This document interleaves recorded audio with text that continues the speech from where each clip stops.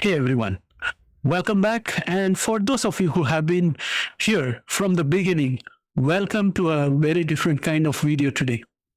After 3 years, I have decided to close this chapter. And before I do, I want to sit with you for a few minutes and talk honestly, not just about the channel, but about some of the bigger forces that shaped this decision. To the people who made this real, first, I want to say something to you. I don't think I have said enough. Thank you. 20,000 of you chose to spend your time here, and that's not a small thing. Time is the one resource none of us can get back, and you gave me some of yours to me week after week. And then there are the few who went further, who put their trust and support behind this channel in a concrete, tangible way. In Jesse, Hot Dog, Uddhav, and David West, you know who you are, and you know what it meant. I won't forget it. On why the playing field for retail investors has become nearly impossible, I would like to say a few things. One of the things I've talked about on this channel is the growing erosion of market fairness. And just this week, we saw perhaps the starkest examples yet. On Monday morning, roughly 15 minutes before President Trump posted on Truth Social about talks with Iran, approximately 580 million worth of oil futures changed hands in a single 2-minute window. A similar large transaction, close to $1 billion, took place in the futures market on the stock exchange. In what is typically one of the quietest periods of the trading day, all these things happened. So it was starkly clear. And shortly after that, Trump's post sent oil prices tumbling nearly 10% and the stock futures soaring more than 2.5%. Someone made a huge killing. At that time, I was telling my wife that, you know what, this is just spin. I would expect Iran to come back and say that there were no talks. And sure enough, Iran's own parliament speaker later denied that any negotiation had taken place at all. This is the environment in which we retail investors are operating. This is absolutely criminal, but there is no accountability for this. It's not a new problem, but it's getting worse and more blatant, and it's getting bolder. When billions of dollars can be positioned ahead of a presidential social media post, and the average investor has no access to that information, then we are patsies, right? We are sitting ducks. Our money is going away. The market stops being a level playing field. It becomes someone else's entirely. I'm not in a position to tell you how to trade that. No one is. And that uncertainty is part of why I can no longer, in good conscience, keep running a channel that implies otherwise. Next, I turn my attention to the other factor, which I've been talking about for a while. Now, all of these factors have come together. And the second factor that I want to talk about is AI. Attention and the slow death of original content is what I'm talking about. The content creation landscape has shifted dramatically. I want to be honest about what that means. AI tools now allow anyone to produce polished, well-articulated, professional-sounding videos at a fraction of the time and a fraction of the effort it takes to research and write original analysis. The result is a flood of content. And in that flood, the careful manual work gets swept away. I'm not saying AI content is always bad. But what I am saying is that the incentive structure now rewards volume and polish over depth and originality. If you are a creator who cares about what you are saying, you're fighting an uphill battle for attention in a world that increasingly can't tell the difference. It takes a lot of time to do the research and write the script, record it, edit it, and then upload it to the audience.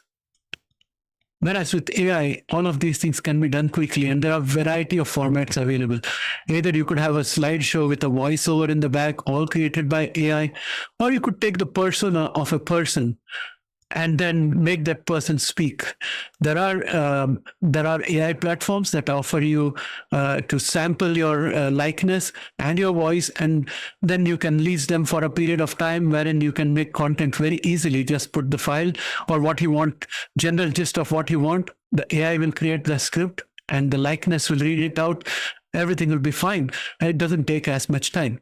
Now that brings me to the third point, platform accountability and the impersonation problem. There's another issue I want to name because it's personal to me and to many creators who have faced it head on.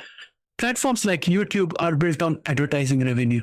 Your attention is the product. And when bad actors use AI to clone creators, famous creators who draw a lot of views, they use the voice, face, and content style to run scam channels. Channels that look exactly like the creator that you trust, that the creator who has built the audience and earned your trust over 5 or 6 years. The video sounds like those creators and monetize your years of audience building.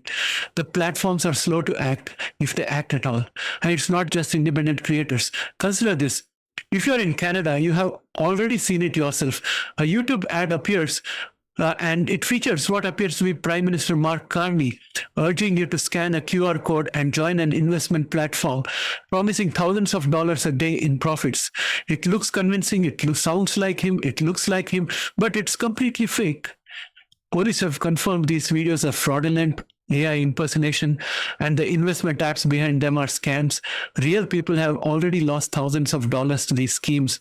These ads have been running for months across YouTube and other platforms, and the sitting Prime Minister of Canada is being impersonated in paid advertisements to defraud ordinary people. And the platforms keep running them and collecting the ad revenue. If that's what accountability looks like for the leader of a G7 nation, imagine what it looks like for a small independent content creator like myself, who is struggling to build an audience. Rick Wilson, one of the famous content creators, has been one of the most vocal people fighting this. AI deepfake channels using his likeness and voice have raked up millions of views. He's spoken publicly about how broken the reporting system is. Complaints disappear into a void. Multiple videos on the same fraudulent channel can't be handled in a single submission. And there is no follow-up. I've also seen another very famous content creator, Patrick Boyle, the finance educator. He has also similarly warned his audience about fake impersonator accounts using his name and likeness. The system is not designed to protect content creators or viewers. It is designed to protect ad revenue.